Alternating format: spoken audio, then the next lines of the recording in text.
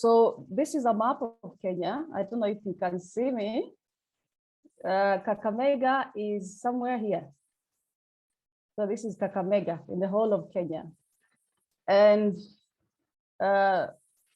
in the whole of Kakamega, this area is Ikolomani, this one.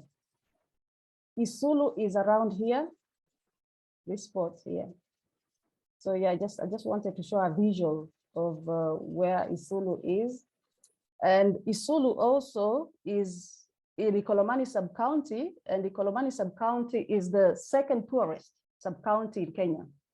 So already the poverty levels in Kenya are high. So if Ikolomani is the second poorest, then these people that we would like to help, the beneficiaries, are also do not have much. I also did a Google Earth for where the area is. So this is the major market in Isulu. There is a market here. There is a clinic here. One of the projects we do is also a health clinic. So this is where it is. There is a primary school here. So this whole area is Isulu, this one. And it's if you want like the details, it's in Ikolomani North. Okay, so why pig rearing? Why are we proposing pig rearing?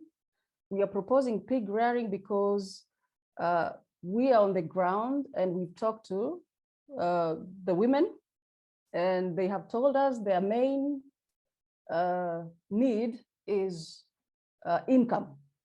They have no way of getting income. If you help them get income and an income, they can be able to afford medical care, they can be able to buy food. And when we talked to them, they said a livelihood program like pig rearing would help. And many of them chose pig rearing because they said from looking at all the other people, there are 1 or 2 or 3 people who are also doing pig rearing. So they have visited these farmers and they could see that you need low capital to start pig rearing. So it's a viable venture for them to start because they don't need too much money or capital to start pig rearing. The other reason why we are choosing pig rearing is because you do not need a big piece of land. With pig rearing, you can just have a small place where you build the house for the pigs to stay. And you could have a small place where they could roam outside. So you don't need a large piece of land. Like if you were to have like cows, many cows, which are maybe not bred, zero grazing. The other thing or reason why pig rearing is a good venture is because pigs mature very quickly. So in 6 months, you'll find a pig has matured. In a year, a farmer could, if they have a piglet, a small piglet that is like 2 months, they could rear the piglet to maturity, and this piglet or pig could have piglets. So in a year, you could find a farmer, if a pig gives birth like to 10 piglets, and some farmers decide to sell the piglets, some of them, if it's like, if the pig gives birth to like 15 piglets or 10 piglets, they decide to sell some of the piglets, then they remain with 1 or 2 to rear to maturity. So pigs are easy to raise. You need a small piece of land, low capital to start. They mature fast in 6 months compared to the other livestock. Pigs eat food that is readily available, even grass, as you can see in the picture here. Some of them eat grass. They eat kitchen peelings, like potato peelings. They could eat banana leaves. So it's cheap to bring up a pig. Farmers are supposed to use sometimes feeds but this is just, you could maybe in a day, you give some little bit of feeds, extra feeds, but most of the food can be got from the kitchen or from the farm outside the grass. And the other reason why pig farming is because there is a ready market. There is a ready market for pig products. In the area, we have a farmer's choice factory that makes sausages and pig products. So farmers, if after they rear their pigs, there is ready market for the pigs. Okay, then we have trialed the pig rearing project with our first beneficiary, who's called Angela. This is Angela here, tending to her pigs. We met Angela around 2 years ago, and when we met her, she did not have any source of income. So we decided, because we had heard how good the pig rearing project is, we decided to support her to start pig rearing. So before, when we met her, she did not have money to buy food. Sometimes she said there are days she could go without food. She had a leaking roof in her house. She couldn't afford medical care. Then after we introduced Angela to pig rearing, we gave her 2 piglets. And Angela was also given training on how to monitor the piglets, how to feed them, how to house them to ensure the housing is good. And I remember after she started rearing the piglets, they matured. After maturing the first time, the sow gave birth to 10 piglets. And she was very happy. She said, okay, she sold like 7 piglets, and she remained with 3. And 2 of them she donated to another beneficiary.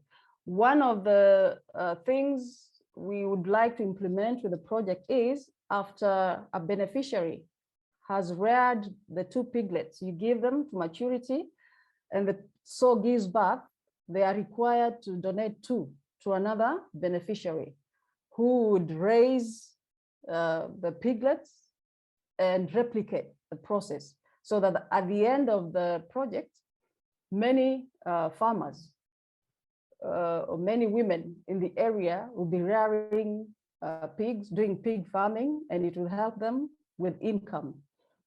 So Angela was able to earn income from the pig rearing, and she told us that she was able to repair her roof.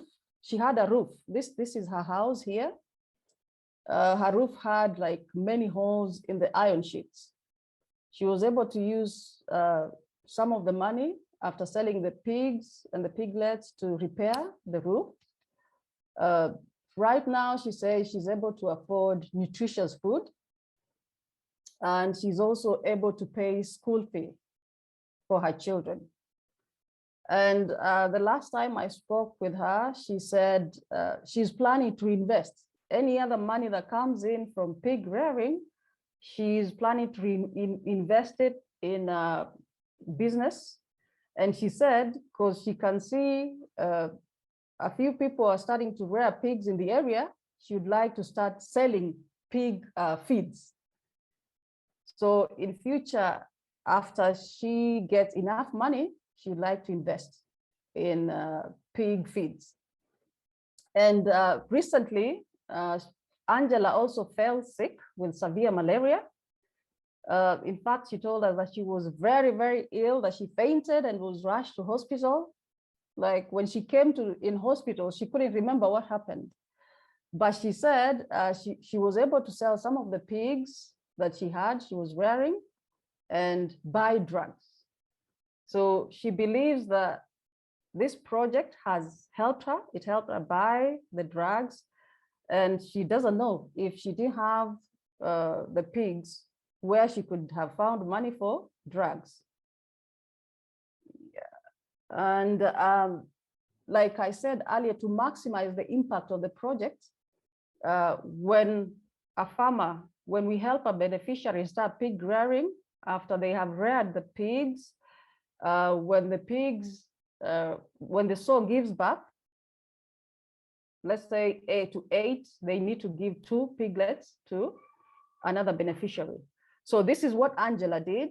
Angela gave 2 piglets to our second beneficiary called Braccidis.